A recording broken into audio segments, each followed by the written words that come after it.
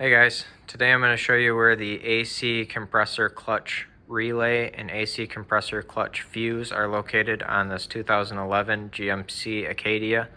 This is the same as the Chevy Traverse. If this video is helpful, can you smash that thumbs up button and leave a comment down below for the YouTube algorithm? It really helps out a lot. So we need to pop our hood and go to the under the hood fuse box.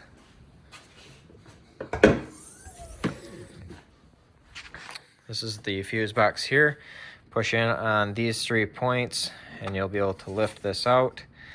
On the back here there is a diagram of where things are located. That will tell you that this is your AC compressor clutch relay, and this 10 amp fuse right here is your AC compressor clutch fuse. So you've got AC clutch relay and AC clutch 10 amp fuse right there. So I hope this video is helpful to you. If it was, smash that thumbs up button, leave a comment down below for the YouTube algorithm. Thank you for watching and have a good one.